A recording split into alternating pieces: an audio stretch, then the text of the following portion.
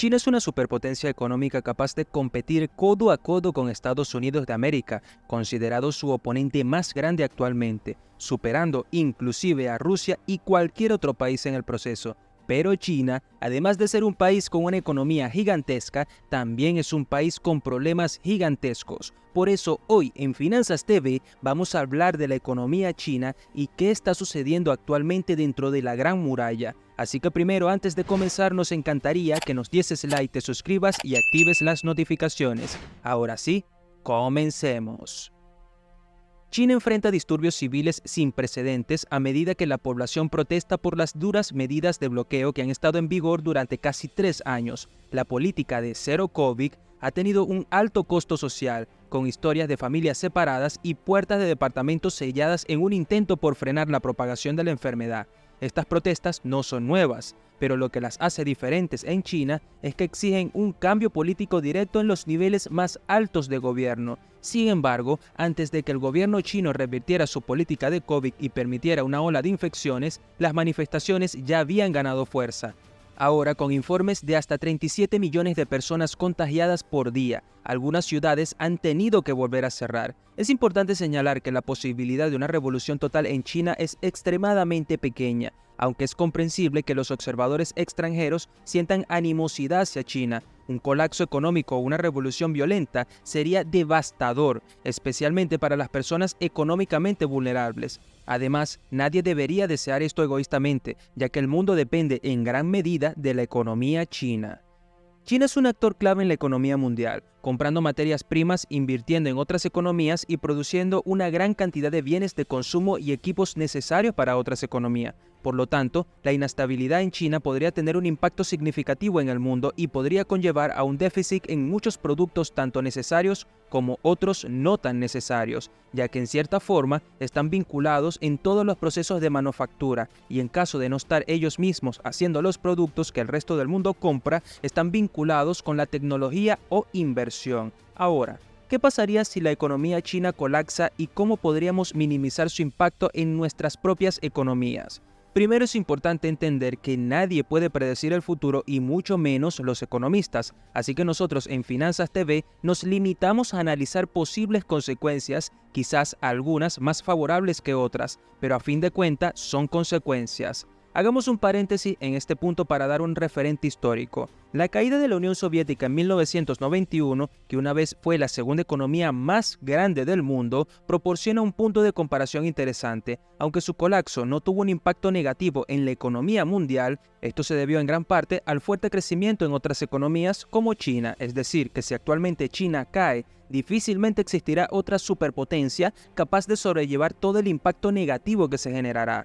Tomemos en cuenta que China es diferente en muchos aspectos, es mucho más grande y está mucho más integrada en la economía global. Representa alrededor del 18,5% de la producción económica mundial frente al 7% de lo que fue la Unión Soviética en su apogeo. Además, China es una parte fundamental de las cadenas de suministro globales y el comercio internacional. Si China colapsara, el impacto podría ser significativo.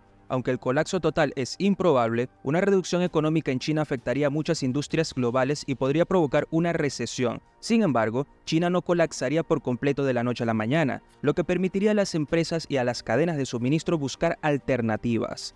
La economía global está más interconectada que nunca, lo que hace que el colapso de una economía tan grande tenga un impacto mucho más amplio, pero también significa que las empresas pueden adaptarse a la situación y buscar otras fuentes de suministro o mercados. Consideremos en este punto que 2 de las empresas más grandes de China han tenido serios problemas económicos, una declarándose en bancarrota para poder asegurar algo de su capital. Ante este escenario también existe una creciente ola en China basada en una cultura que se está imponiendo entre los jóvenes, quienes apoyan activamente las protestas y pretenden acabar contra las leyes de trabajo que según ellos mismos enferman a su población.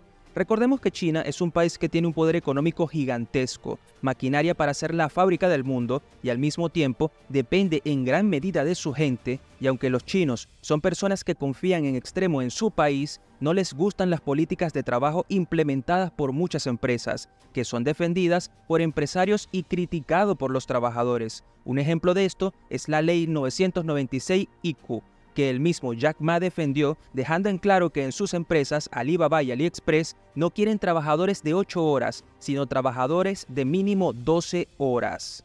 Medios internacionales también señalan como parte de la crisis china el hecho de que su juventud, aún en extremo preparada para competir de manera eficiente contra los trabajadores de otros países, no consiguen trabajo dentro de su país. Esto ha estado generando un malestar significativo en la población y una merma en la seguridad de la población, quienes consideran que su país tiene oportunidades pero no para ellos. En este sentido, las últimas estadísticas obtenidas revelan que el 21,3% de sus jóvenes entre 16 y 24 años están desempleados, algo que el gobierno chino evalúa con seriedad, ya que sabe muy bien desde el alto mando del Partido Comunista Chino que los jóvenes sin futuro ni trabajo son los primeros en participar en protestas contra el status quo de su nación.